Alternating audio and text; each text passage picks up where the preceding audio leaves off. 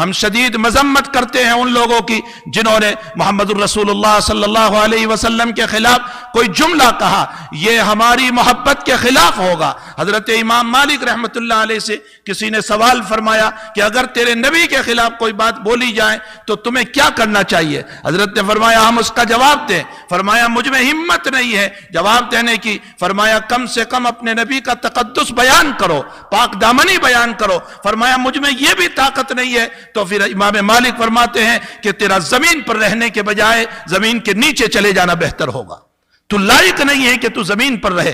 ہمیں چاہیے کہ ایسے موقع پر ہم اپنے آقا صلی اللہ علیہ وسلم کے تقدس کو بیان کریں، آپ کی پاک دامنی کو بیان کریں، آپ کے علم کو بیان کریں، آپ کی اخلاقیت کو بیان کریں، آپ کی مبارک زندگی کو پیش کریں۔ ہم خود ہی اپنے آقا صلی اللہ علیہ وسلم کی زندگی سے ناواقف ہے۔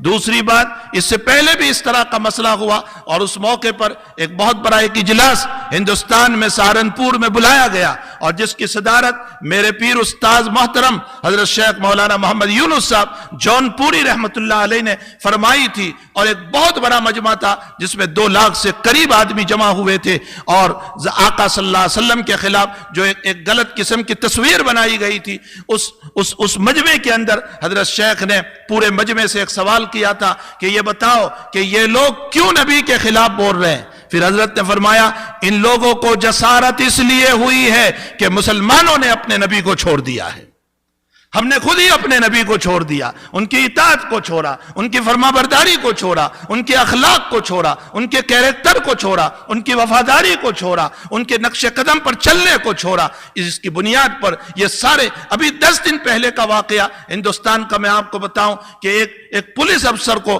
مجبور کیا گیا اس بات کے اوپر کہ اپنی داڑھی نکال دو، اگر تمہیں پولیس کے اندر رہنا ہو تو تمہیں داڑھی نکالنا پڑے گا۔ وہ بیچارہ کہنے لگا میری یہ داڑھی میرے نبی کی سنت ہے اور میرے اسلام کی یہ پہچان ہے، تو کورٹ اس کو یہ جواب دے رہی ہے کہ اسلام میں داڑھی رکھنا ضروری نہیں ہے۔ آپ بتائیے، اسلام میں داڑھی رکھنا ضروری ہے، واجب ہے، لیکن کورٹ کہاں سے بول رہی ہے؟ اس لیے کہ ہم ہی نے جب اپنے نبی کے چہرے کو چھوڑ دیا تو وہ یہ سمجھ بیٹھے ہیں کہ اسلام میں داڑھی رکھنا ضروری نہیں ہے۔ ایک سکھ جو گرو نانک کو مانتے ہیں، جو کوئی نبی نہیں ہے، لیکن ان کی اتباع اور ان کا اتنا زبردست فالو ہے کہ یہ جہاں جائیں گے ان کے چہرے پر ان کے سر پر امامہ ہوگا، ان کی اپنی داڑھی ہوگی۔ اللہ اکبر! ہمارے آقا سچے نبی، ہمارے آقا ہمارے آئیڈیل، ہمارا امام، ہمارا پیشوا، ہمارا رہبر، لیکن حقیقت یہ ہے کہ ہم اپنے نبی کے فالو آور نہیں رہے، اور ہم نے ایک غلط زندگی گزارنا شروع کیا۔ جب میری اور آپ کی زندگی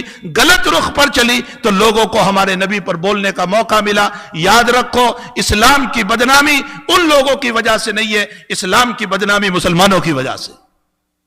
ہم نے خود ہی اپنے آقا صلی اللہ علیہ وسلم کو بدنام کر دیا۔ ہم ذات میں لڑے، ہم بات میں لڑے، ہم قوموں پر لڑے، یہ فلاں کا ہے، یہ فلاں کا ہے، یہ ہمارا نہیں ہو سکتا، یہ دوسری کنٹری کا ہے، یہ دوسرے ملک کا ہے، یہ دوسرے اسٹیٹ کا ہے، یہ فلاں مسجد کا ہے، یہ ہماری مسجد کا نہیں۔ ہم کرسی پر لڑے، ہم عہدوں پر لڑے، ہم ذاتی مسائل پر لڑے، جس کی بنیاد پر ہمارا شرازہ بکھر گیا، ہماری طاقت ختم ہو گئی، ہماری بولنے کی ہمت ختم ہو گئی۔ اللہ تعالیٰ قرآن کریم میں فرماتے ہیں لا تنازعوا فتفشلوا وتذهب ريحكم، اختلاف نہ کرو ورنہ میں تمہاری طاقتوں کو ختم کر دوں گا اور دوسروں کو تم پر غالب کر دوں گا۔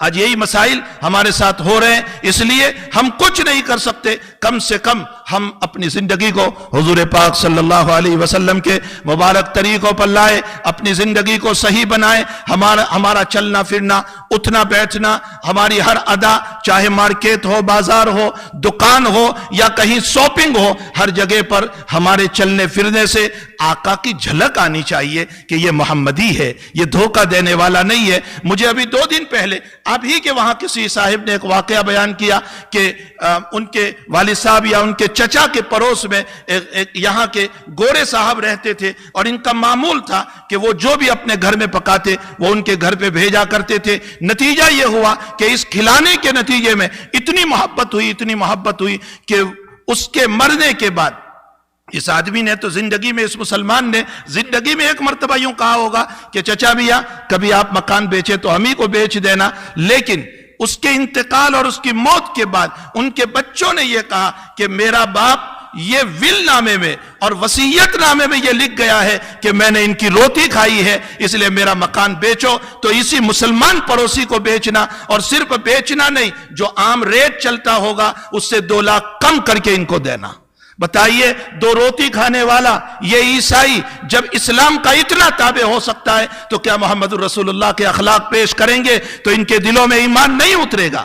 یقیناً یہ ایمان کے دروازے پر کھڑے ہو چکے ہیں، لیکن میرے اور آپ کے اخلاق دیکھ کر وہ واپس ہو رہے ہیں کہ یہ دھوکہ دینے والا، یہ فریب دینے والا، یہ لڑنے والا، یہ ایک دوسرے کی عزت کو پامال کرنے والا، یہ دوسرے کو بدنام کرنے والا، اگر اسلام اسی کا نام ہے تو پھر میری عیسائیت برابر ہے، میں اپنے مذہب پر برابر ہوں۔ اس لیے تقدس حضور پاک صلی اللہ علیہ وسلم کا ہمیں بیان کرنے کی ضرورت ہے، اور اس کے ساتھ ساتھ ہمارے اندر وہ اخلاق حسنہ کو لانے کی ضرورت ہے۔ یہ ٹاپک ایسا نہیں ہے کہ شان رسالت میں ہم 10-5 منٹ کے اندر کوئی بات کہہ دیں۔ آقا کی زندگی کو بیان کرتے ہوئے لوگوں کے قلم ٹوٹ گئے، لیکن آقا کی زندگی بیان نہ ہو سکی۔ انشاءاللہ پھر موقع رہا تو میں کھل کر نبی اکرم صلی اللہ علیہ وسلم کی مبارک زندگی کو پیش کروں گا۔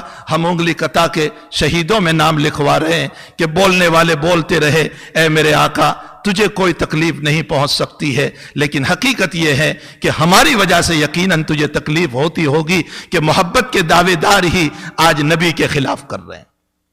ان سے تکلیف نہیں، ہم سے تکلیف ہو رہی ہے۔ اللہ کرے کہ مسلمان اخلاق حسنہ پر آ جائیں، اچھے اخلاق پر آ جائیں، اچھی زندگی پر آ جائیں۔ اللہ ہم سب کو اس کی توفیق عطا فرمائے۔ وصلی اللہ علی نبی الکریم برحمتک یا ارحم الراحمین۔